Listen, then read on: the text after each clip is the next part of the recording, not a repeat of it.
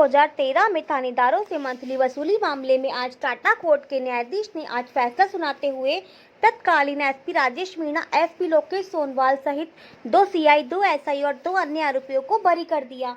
करीब 12 साल बाद बरी हुए सभी पुलिस अधिकारियों ने एक दूसरे का मुंह मीठा करवाकर बधाई दी।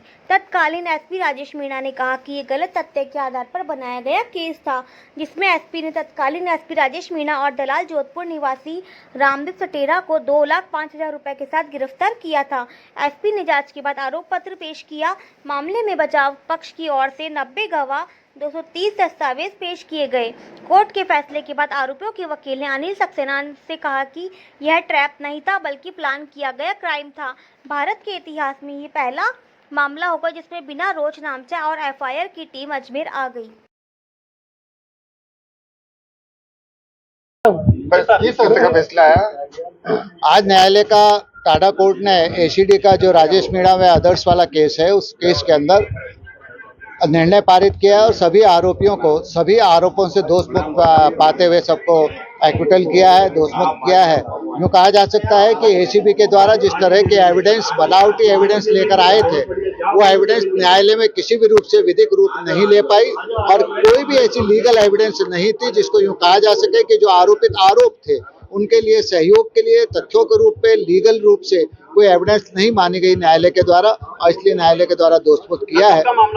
2013 में प्रथम सप्ताह के अंदर एक एसपी के यहाँ 2 जनवरी 13 में एसपी के यहाँ पर एक ट्रैप का आयोजित किया था जयपुर के एसीबी टीम ने, और उनका ये कहना था कि कोई सूत्र सूचना उन्हें जानकारी में आई थी कि इस प्रकार की कोई ट्रांजैक्शन होता है, कोई मासिक बंदी थानाधिकारियों द्वारा ली जा रही है, और उस एविडेंस के उन्होंने सूत्र सूचना के आधार पर एक रेड डाली थी और सबको ये अदालत ने बनावटी और तथ्यों पर नहीं टिकने वाली माना है।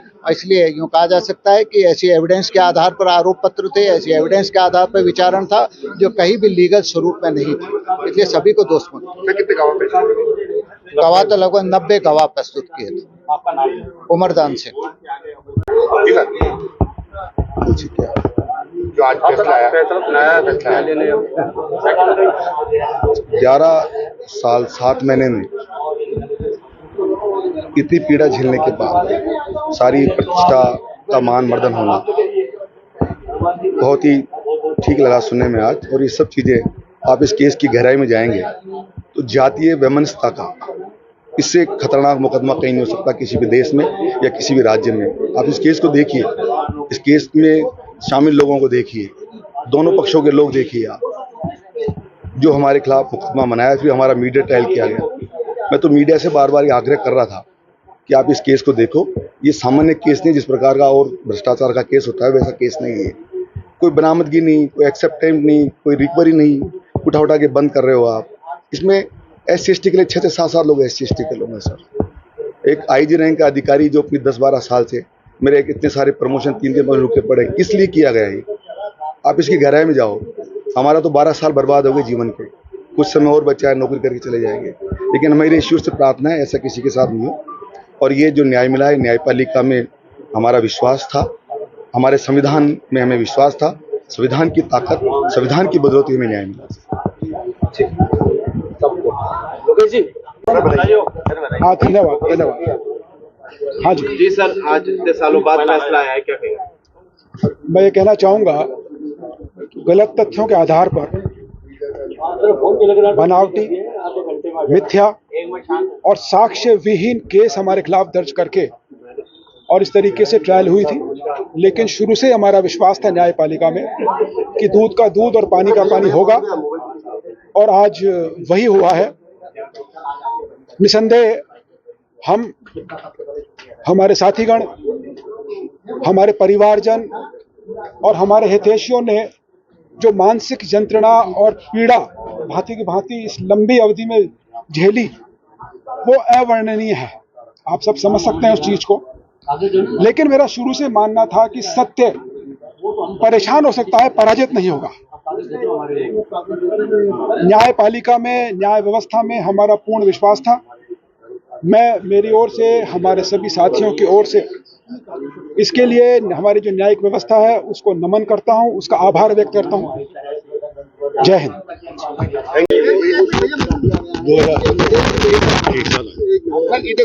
हाँ